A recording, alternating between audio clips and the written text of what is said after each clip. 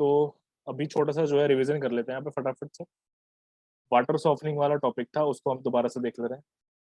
तो water softening जो होती है, सॉफ्टनिंग का मतलब क्या होता है? इसका मतलब होता है हार्डनेस को रिमूव करने का। जो हमारा प्रोसेस होता है उसको हम सॉफ्टनिंग कहते हैं। हार्डनेस में क्या होता है, क्या तरीके होते हैं जो अपनाए जाते हैं उसको रिमूव करने के? एक तो सबसे कॉमन तरीका है बॉइलिंग करना। बॉइलिंग करते हैं, गर्म करते हैं, पानी को उबालते हैं। तो क्या होता है कि हमारे पास में जो हार्डनेस है, कौन से वाली हार्डनेस, यहाँ पे जैसे कि आप लोग देख सकते हो, यहाँ पे लिखा हुआ है CaHCO3 होल ट्वाइस, ये यहाँ पे लिखा हुआ है। तो ये वाला जो यहाँ पे हार्डनेस है, कार्बोनेट हार्डनेस। हाँ कार्बोनेट हार्डनेस है, ये जो है हमारा ब्रेक डाउन हो जाता है। कैसे ब्रेक डाउन हो जाता है?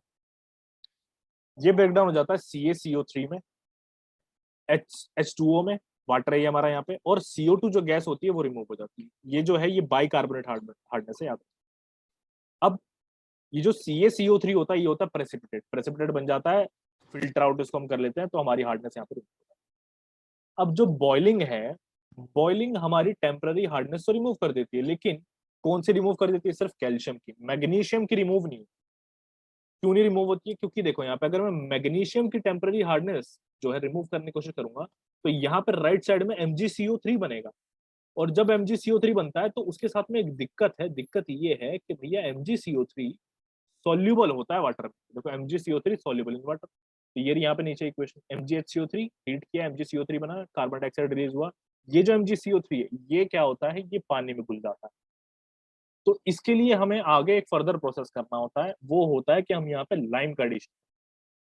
अब लाइम का एडिशन करने की वजह से यहाँ पे जो इक्वेशन बनती है या फिर जो पूरा प्रोसेस बनता है, उसको हम कहते हैं लाइम सोडा प्रोसेस। क्योंकि लाइम कभी भी अकेले नहीं डाला जाता, उसके साथ में सोडा जरूर डालते हैं। तो पहले हम लाइम डालेंगे, देन हम सोडा डालेंगे। तो पहली इक्वेशन लाइम से बनेगी, दूसरी इक्वेशन सोडा से।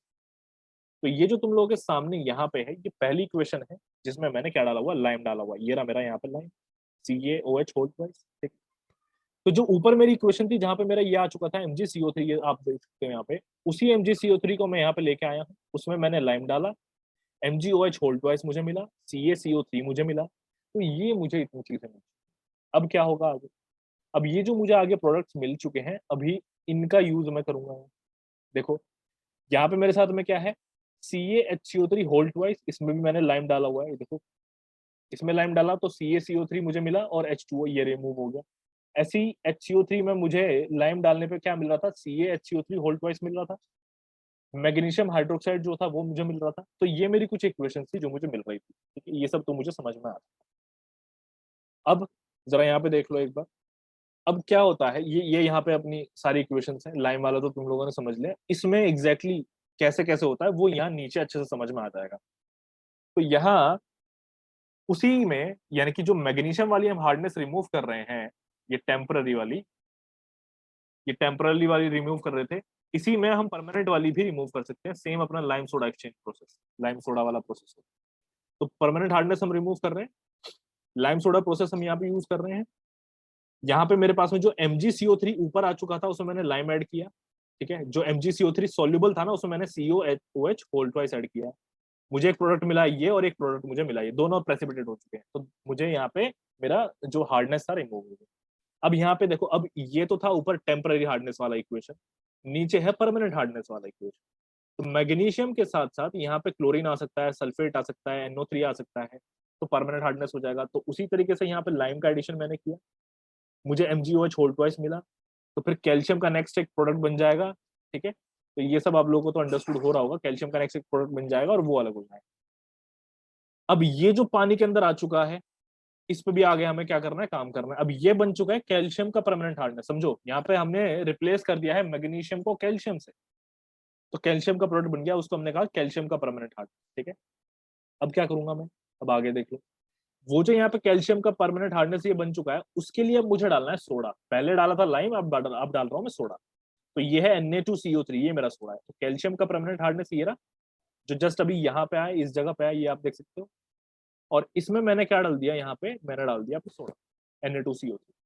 सोडा डालने से मुझे मिला है CaCO3, और सोडियम का फिर मुझे एक मिल जाएगा कंपाउंड। अब क्या होगा? यहाँ पे CaCO3 प्रेसिपिटेट आउट हो जाएगा, और मेरी जो हार्डनेस है वो रिमूव हो जाएगी। यहाँ मैंने एक इक्वेशन बना रखी है, थोड़ा सा आप देख सकते हो समझने के लिए। जैसे यहाँ पे लिखा है लाइम, तो लाइम को मैंने जब एक इक्वेशन में ऐड किया, मैं बताता हूँ, एक अपनी हार्डनेस में ऐड किया, तो एक इक्वेशन मेरी यहाँ पे बनी। वो जो मेरा यहाँ पे प्रोडक्ट बनकर क्या है, वो जो इक्वेशन बन के आया, उसी इक्वेशन में मुझे यहाँ पे सोडा ऐड करना है और फिर एक नई इक्वेशन बनेगी।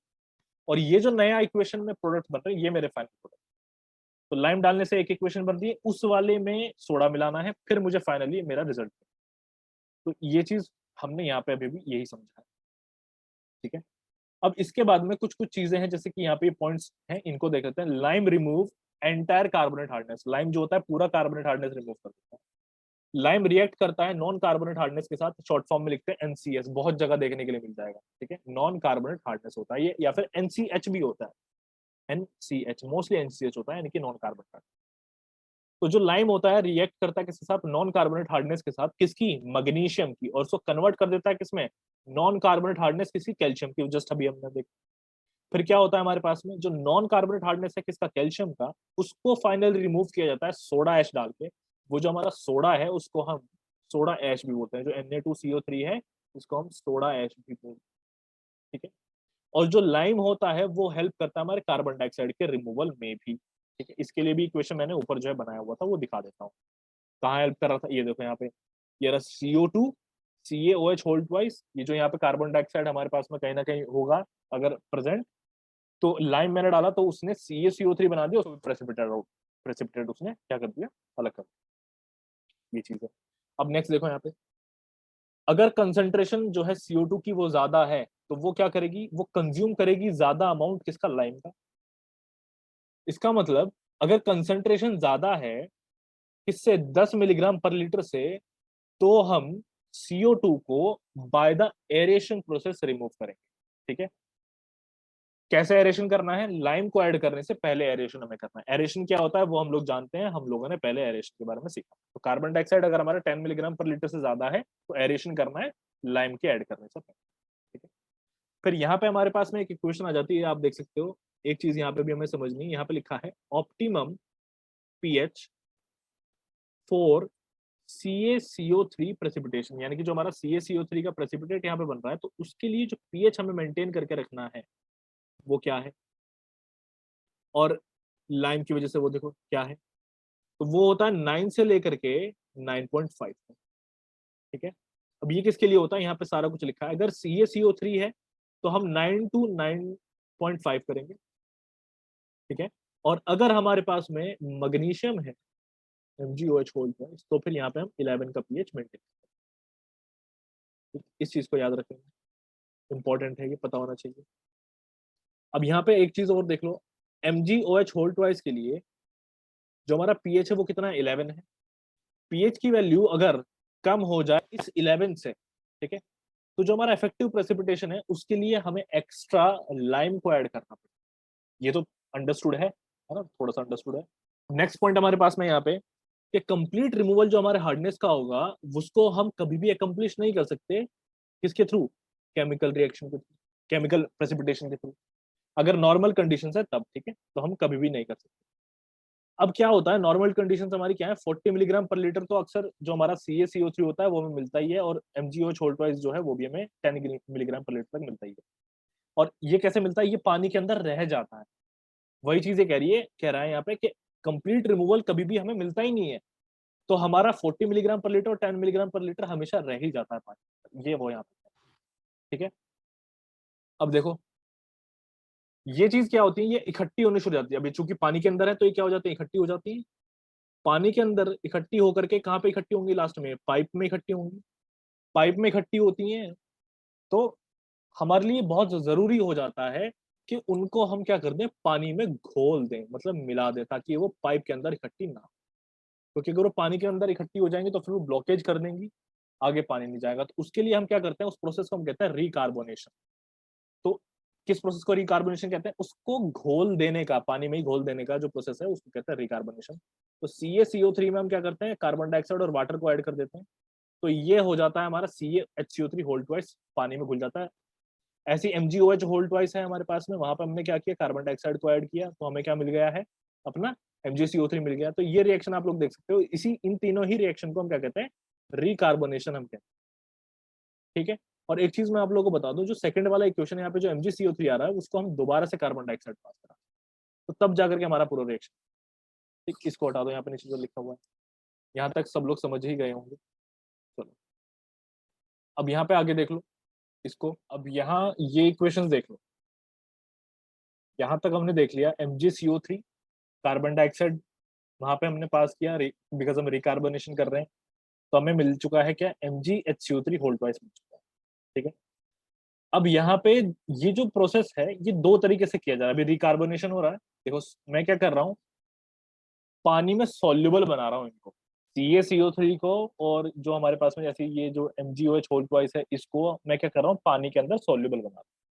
तो रिकार्बोनेशन के थ्रू भी सॉल्युबल बना सकता हूँ, एंड यूजिंग द एसिड्स भी मैं सॉल्युबल बना सकता हूँ। तो यहाँ पे अगर तुम लिखना चाहो तो लिख सकते हो, to make soluble in water, soluble in water, हमने दो प्रोसेसेस यूज किए हैं। एक हमने किया है रिकार्बोनेशन, और दूसरा हम जो यहाँ पे कर रहे हैं वो कर रहे हैं बाय यूजिंग एसिड। अब एसिड्स वाला देख लो, अभी हमने ऊपर जो है वो रिकार्बोनेशन वाला देखा है, अब एसिड्स वाला देखो, एसिड हम यूज कर रहे हैं H2SO4। तो इसमें जब मैंने H2SO4 डाला तो मुझे यहाँ पे मिला है CaHCO3 होल ट्वाइस, और यहाँ पे सल्फेट जो है अलग हो चुका है। ऐसे MgOH होल ट्वाइस में जब मैंने अपना सल्फ्यूरिक एसिड डाला तो मुझे MgSO4 मिला, और वाटर अपना है ही। तो इस तरीके से हम यूजिंग द एसिड्स भी इसको क्या कर सकते हैं, सॉल्युबल बना सकते हैं। अब आगे देखो, लाइम सोडा प्रोसेस जो होता है, इस वाले पॉइंट पे हम, लाइम सोडा प्रोसेस जो होता है वो कोरोजन को क्या कर देता है, रिड्यूस कर देता है पाइप के अंदर, और ये जो बैक्टीरिया होते हैं उनको भी किल कर देता है ना। अब कैसे किल कर देता है, बिकॉज यहाँ पे क्या हो रहा है, कॉस्टिसिटी जो है वो हाई हो जा रही है। लाइम सोडा प्रोसेस क्या कर रहा है, एक तो हमारा कोरोजन जो हो रहा है पाइप में उसको रिड्यूस कर रहा है, और साथ साथ जो बैक्टीरिया हैं उनको भी रिड्यूस कर दे रहा है, मतलब किल कर दे रहा है, क्योंकि हाई यहाँ पे कॉस्टिसिटी है। हाई कॉस्टिसिटी होने का मतलब है कि पीएच जो है हमारे यहाँ पे अल्कलाइन है, और वो चीज हमने ऊपर यहाँ पे देखी भी। तो मैं एक चीज मैं दिखा देता हूँ अभी, ये देखो पीएच CaCO3 के लिए देखो 9 to 9.5 है, ऐसे MgOH के लिए कितना 11 पीएच। तो यहाँ पे पीएच भी हमारा क्या ज्यादा है। नेक्स्ट अभी देख लो, ये हमारा और दूसरी कुछ चीजों को भी रिमूव करने में हेल्प करता है, जैसे कि हमारा आयरन हो गया और मैंगनीज हो गया, उसको भी रिमूव करने में हेल्प करता है। अब यहाँ ये जो चीज शुरू हो रही है, ये जो पॉइंट्स यहाँ पे शुरू हो रहे हैं, ये तुम्हारे न्यूमेरिकल के लिए बड़े काम। जैसे हमने ऊपर कुछ न्यूमेरिकल ऑलरेडी देख लिए थे, कुछ पिछले चैप्टर्स में देखे थे, इस तरह के स्टेप्स आए थे, तो सेम टू सेम उसी तरीके से यहाँ पे आ रहे हैं। ये वैल्यूज हमें याद कर लिए ताकि हम न्यूमेरिकल सॉल्व कर सकें। तो पहली वैल्यू है 1 मिलीग्राम पर लीटर, जो हमारा कैल्शियम हार्डनेस है CaCO3, वो प्रोड्यूस करता है 1 मिलीग्राम का क्या, स्लज। ठीक है। ये यहाँ पे हमने जो CaCO3 लिया, मैं तुम लोगों को बता देता हूँ, दो जगह जो CaCO3 आ रहा है, तुम लोग कंफ्यूज मत हो जाना कि भैया यहाँ भी आ रहा है और यहाँ भी आ रहा है, तो ये है क्या। तो समझा देता हूँ मैं तुम लोगों को। CaCO3 हमने हर बार एज अ यूनिट जो है लिया है। अब यहाँ पे क्या हो रहा है कि यहाँ तो खुद जो कैल्शियम हार्डनेस है वो CaCO3 एक ही है ना, और जो यूनिट हमारी स्लज की ली जा रही है वो एज CaCO3 ली जा रही है, वही पुराने पैटर्न में। तो तुम लोग कंफ्यूज मत। तो हमारा जो 1 मिलीग्राम पर लीटर का स्लज है, सॉरी कैल्शियम हार्डनेस है, वो 1 मिलीग्राम का ही स्लज प्रोड्यूस कर दे रहा है इन टर्म्स ऑफ CaCO3। आगे देखो, 1 मिलीग्राम पर लीटर जो हमारा यहाँ पे ये जो कार्बोनेट हार्डनेस है एज CaCO3, ये हमें क्या दे रहा है, 1 मिलीग्राम पर लीटर स्लज एज CaCO3। ये यहाँ पे ये वाला जो सब चीजें हैं वो यहाँ पे मैंने लिखा है। ऐसी 1 मिलीग्राम पर लीटर जो मेरा ये जो MH लिखा है, ये है magnesium hardness in terms of CaCO3, ये मुझे दे रहा है 0.58 मिलीग्राम पर लीटर क्या, अपना स्लज दे रहा है MgOH होल ट्वाइस। ठीक है। ऐसे ही देख लो, 1 मिलीग्राम पर लीटर मेरा लाइम ऐड करने पे मुझे क्या मिल रहा है, 1 मिलीग्राम पर लीटर मेरा CaCO3, ये दोनों बराबर है। तो यहाँ पे अब क्या होता है, एक देख लो ड्राई स्लज क्या होता है मिलीग्राम पर लीटर में, ड्राई स्लज तो इसमें होता है अपना कैल्शियम जो रिमूव हुआ, 0.58 जो अपना मैग्नीशियम जो रिमूव हुआ, और जो हमने जो लाइम ऐड किया। ठीक है। तो ये चीजें होती हैं ड्राई स्लज, तुम लोग समझ लो, एक बार और दोबारा बताता हूँ।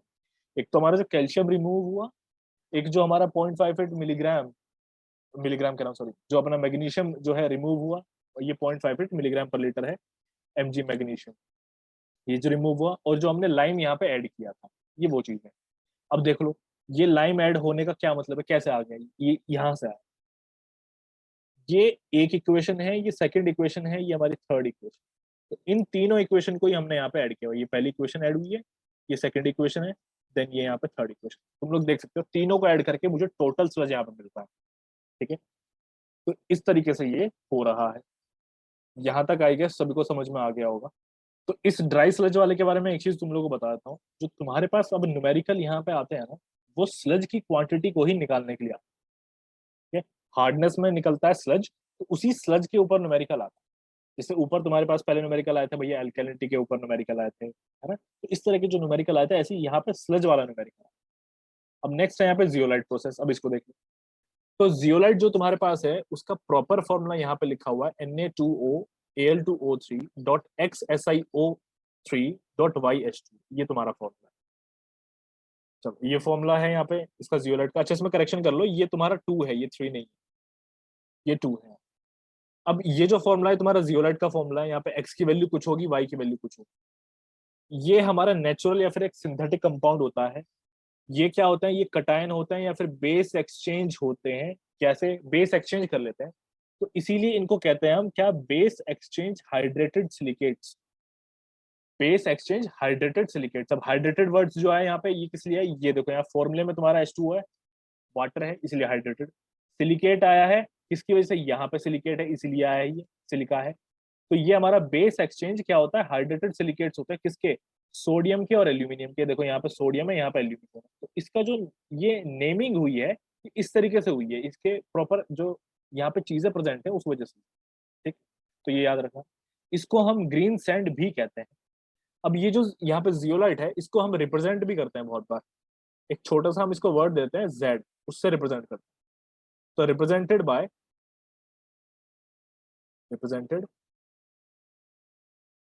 जेड, जेड से भी इसको क्या किया जाता है, रिप्रेजेंट किया जाता है। तो देखो यहाँ पे, तो अभी देखो ये Na Z लिखा है ना यहाँ पे, तो ये Na Z का क्या मतलब है, यही ये जो मेरा ऊपर यहाँ पे है ना, ये रहा जियोलाइट, ये है हमारा क्या, जियोलाइट Na Z। तो इसमें मैंने क्या किया, यहाँ पे कैल्शियम है, यहाँ पे मेरा मैग्नीशियम है, और ये उनकी क्या है यहाँ पे हार्डनेस सब है। अब मैंने जैसे यहाँ पे जियोलाइट को ऐड किया, तो जियोलाइट क्या करता है, रिप्लेसमेंट कर देता है, आयंस को एक्सचेंज कर देता है। इसीलिए इसको क्या कहते हैं, बेस एक्सचेंज। बेस एक्सचेंज कर देता है। अब हमारा यहाँ पे कौन सा बेस एक्सचेंज हुआ है, देखो भैया यहाँ पे जो मेन अपने थे ना, जिनसे कंपाउंड बन रहा था, लाइक कैल्शियम, मैग्नीशियम और यहाँ पे सोडियम, तो ये हमारे बेस होते हैं। जो मेन चीज प्रेजेंट होती है वो हमारा बेस होता है, तो उसको ये एक्सचेंज कर देता है। तो सोडियम के साथ में अब आ चुका है क्या, HCO3, ये देख सकते हो तुम, SO4Cl ये आ चुका है, और कैल्शियम और मैग्नीशियम के साथ में Z आ चुका है। तो ये चीज है, इस तरीके से हो जाता है। अब आगे देख लो, अभी तुमने ये एक इक्वेशन देखी जिसमें तुमने क्या कर दी, हार्डनेस को रिमूव कर दिया। अभी एक एक चीज और होती है, उसको हम कहते हैं एक तरीके से रीजनरेशन। इसको क्या कहते हैं, रीजनरेशन कहते हैं, किसका, जियोलाइट का। बहुत बढ़िया और इंपॉर्टेंट चीज है रीजनरेशन ऑफ जियोलाइट। इसको कैसे किया जाता है, रीजनरेशन का मतलब है दोबारा से जियोलाइट बना दो। तो दोबारा से जियोलाइट ऐसे बनता है कि जो तुम्हारा यहाँ पे एंड प्रोडक्ट बना है, उसमें मैं यहाँ पे जो साल्ट होता है NaCl वो ऐड कर देता हूँ, तो मुझे यहाँ पे क्या मिल जाता है, Na2Z, यानी कि मेरा जियोलाइट मिल जाता है, और ये अलग हो जाता है। इस तरीके से मुझे मेरा जो जियोलाइट है वो मिल जाता है। तो इसको, ये जो पूरा मेथड यहाँ पे है, उसको हम कहते हैं क्या, कटायन एक्सचेंज मेथड भी इसको कहते हैं। बिकॉज यहाँ पे जो पॉजिटिव तुम्हारा तुम्हारा कह सकते हैं कि आयन जो तुम्हारा पॉजिटिव वाला है और नेगेटिव वाला है, वो रिमूव हो रहे हैं। तो मेनली यहाँ पे कौन एक्सचेंज हो रहा है, बेस एक्सचेंज होता है, कटायन एक्सचेंज हो रहा है ना। तो इसीलिए इसको हम क्या कहते हैं, कटायन एक्सचेंज मेथड। अब देख लो, वाटर जो यहाँ पे प्रोड्यूस होता है ट्रीटमेंट होने के बाद, ठीक, उसमें क्या होता है, जीरो हार्डनेस होती है। जो तुम्हारा वाटर यहाँ पे ट्रीट हुआ किससे, जियोलाइट से, उसमें जीरो हार्डनेस होती है, यानी कि एक तरीके से 100% तुम्हारा क्या कर देता है, ये रिमूव कर देता है। तो ये बहुत इंपॉर्टेंट है, ये एग्जाम में पूछा गया है, मेरे सामने आया था, वेरी इंपॉर्टेंट, कि 100% हार्डनेस जो रिमूवल होती है वो कौन से प्रोसेस से होती है, रिमूवल इज डन बाय, वहां पे ऑप्शन दिए हुए थे।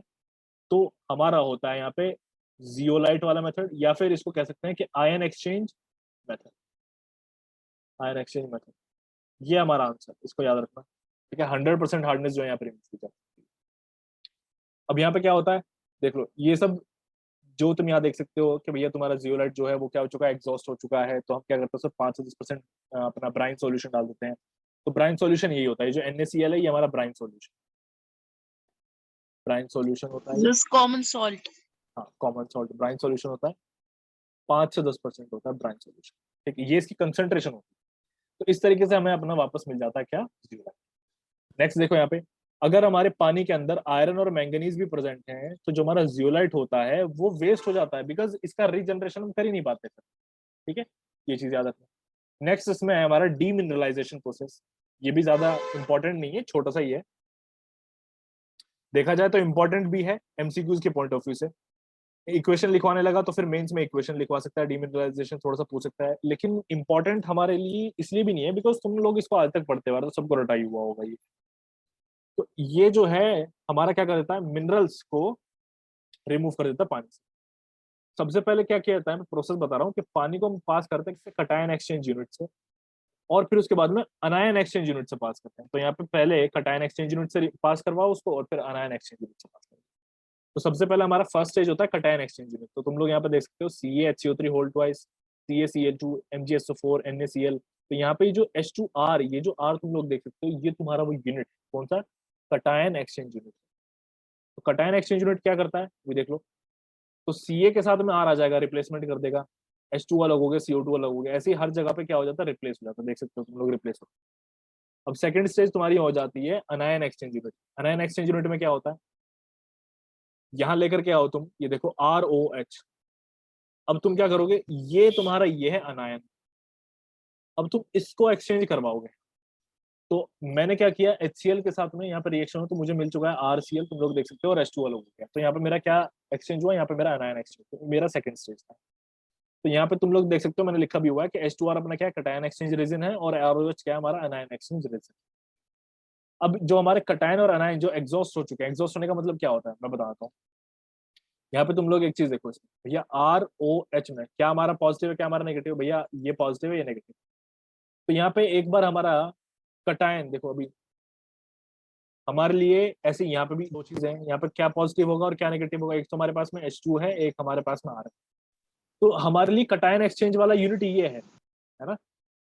तो ये कटायन एक्सचेंज वाला अब एग्जॉस्ट हो चुका है, जब एक बार यूज हो जाएगा ना, तुम देखो यहाँ पे Na2R बन चुका है, तो ये अब हो चुका है एग्जॉस्ट, खत्म हो चुका है। तो यही चीज को यहाँ पे कह रहा है, ऐसे हमारा जो नीचे यहाँ पे है ये वाला यूनिट, ये भी एग्जॉस्ट हो चुका है, जब खत्म हो चुका होता है तो एग्जॉस्ट हो जाता है। तो वही चीज यहाँ पे जो है लिख रहा है कि the exhausted cation and anion exchange resin can be regenerated, दोबारा से रीजनरेट किए जा सकते हैं, कैसे, HCl का यूज करके, और सोडा, अपना सोडा एश जो है उसका यूज करते हैं। HCl यूज करते हैं हम कटायन के लिए, सोडा एश हम यूज करते हैं एनायन के लिए। ठीक है, इस तरीके से हम जो है यूज कर सकते हैं। तो यहाँ पे हमारा ये प्रोसेस जो है सारा का सारा डीमिनरलाइजेशन का कंप्लीट हो गया। यहाँ पे चैप्टर भी जो है वो पूरा का पूरा कंप्लीट। ठीक है, अब नेक्स्ट क्लास में हम इसके न्यूमेरिकल्स जो है वो देखेंगे।